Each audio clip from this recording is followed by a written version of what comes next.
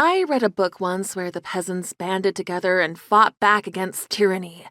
Those in charge took everything from those they deemed beneath them. They didn't care about the suffering caused by their actions. The common people in the story didn't take it lying down. They formed a militia, a movement, to take back their kingdom and everything the tyrant king had stolen. Even noble women and children joined in the crusade, hoping to make the world a better place, rob from the rich and feed the poor. The songs were catchy too. Okay, so maybe I didn't read it, and maybe it was a Disney movie, and maybe the people weren't actually people, more like foxes and bunnies and a bear, and I was pretty sure the friar was a badger. Whatever. The point was, they did something about the shit soup they'd been served.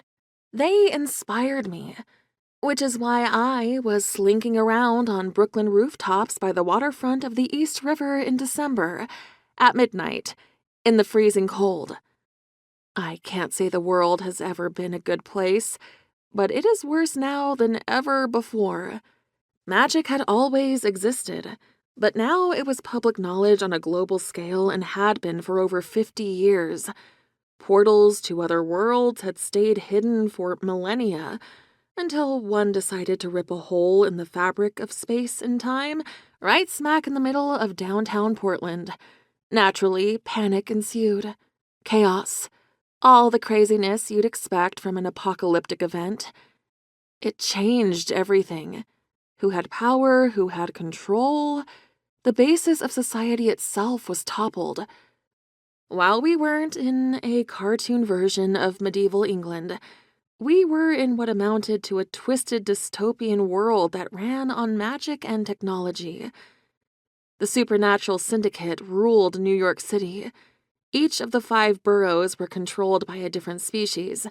Mafias fighting for territory only cared about themselves, and unlike the movies I watched, there was no greater power to keep them in line, no heroes to change things.